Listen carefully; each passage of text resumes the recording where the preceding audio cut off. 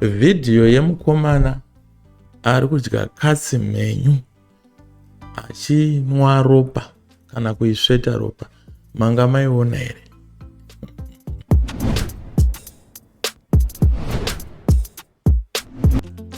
Hello guys, makadi tiri kudai kusangana pano pa SGP kana kuti Sekurugudo picture TV. Of course tokuunzira nyaya dzine dzichipisa mastreets nenyaya dziri kuitika kwakasiyana siyana pano pasi. Nhasi uno tine video iri very special and I am so shocked in that video.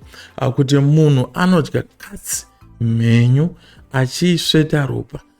I have never seen something like that in my life. I can't believe zvinhu zvakadaro kuti zvingaitike. Handisi kuziva kuti ndiyo mitoriro yacho here, chii chiri kuitika, what is actually happening there. I am going to be showing you that video guys. Mombondiudzawo kuti mimi munofungei nezvinhu zvakadaro.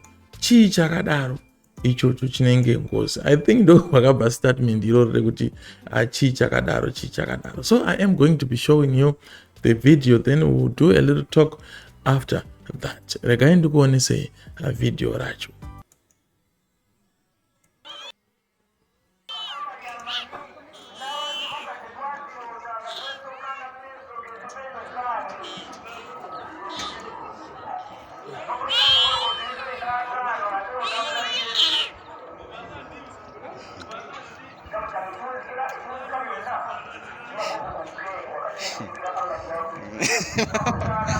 No, sir. Imagine in your life kuona munhu achidya katsi.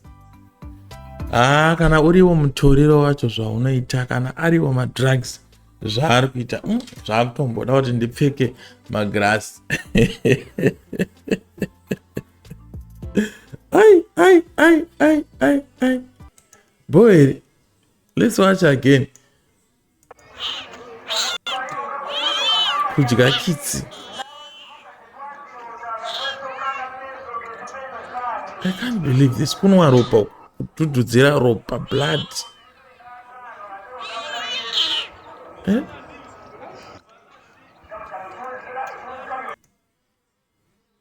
Munoti kudiona izvi guys. Munoti kudiona izvi. Look at that.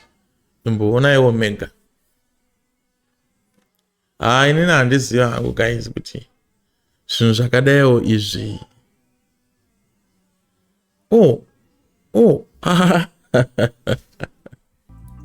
Aiwa. Ndasarenda zvangu, ndasarenda. Handisi kuziva hangu kuti munhu uyu murwere wepfungwa, madrugs. This person is a ritualist. I don't know. Kana ari murwere wepfungwa, guys, we need to be always watching hama dzedu. You see? Kana ari madrugs, please, hurumende ngaionawo zvaingaita. Ameno ndokunonzi kutsomwa kwacho here, kana ndokunonzi mutoriro. I don't know. Kana ari marituals. Kana iri nzara. Maybe kuti itori nzara. I don't know. Kana nyota yacho. Moti kudiona zvezvo guys. Moti kudinazvo. What's your take on that?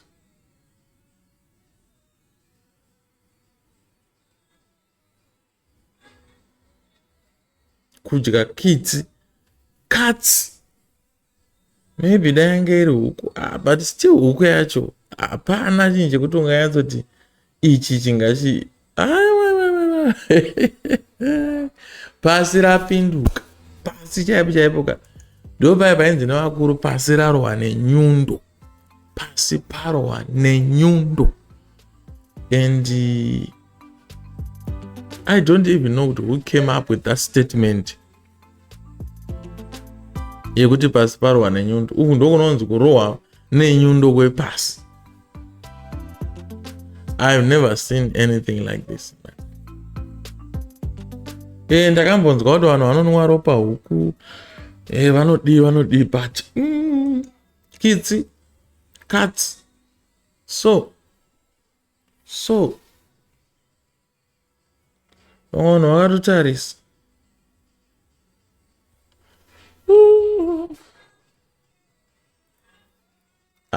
ndizivi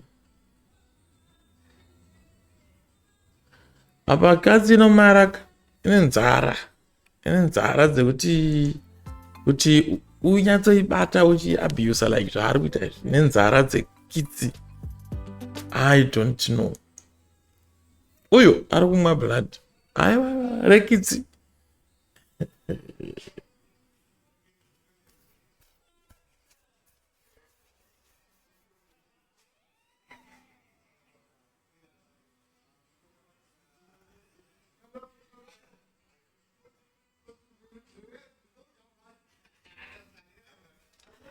Aiwa kwete. Ndizvo zvinonzi hazviko. Kana mamunzwa vachinzi hazviko. Ndizvo zvizvi. Uyo.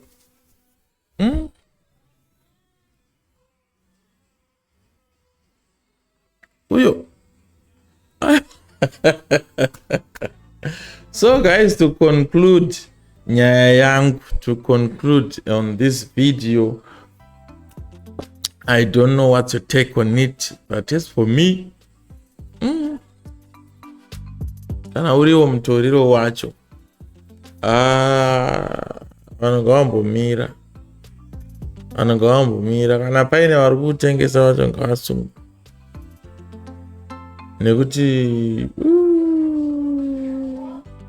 aiwa, this is too much. For the first time in my life, kuona zvinhu zvakadai izvi. I've never seen anything like this. No. Share this video, guys. If you have something to say in the comment section, so please, guys, don't forget to subscribe. Kungodzvanya chibhatani chazvitombonetsa kutosiyana nazvo hazvisungisi kusubscribe mahara, hauchadyiwe mari for that. But what you have done is kuti in life you will know kuti une mumwe munhu wakasimudza and aida help yako zvekudaro. So ngatimbomirei zveutsinye, guys. Let's support each other as Zimbabweans. Let's support each other as YouTubers. So thank you so much. That was our video for today, and I hope you enjoyed. Until we meet again, peace.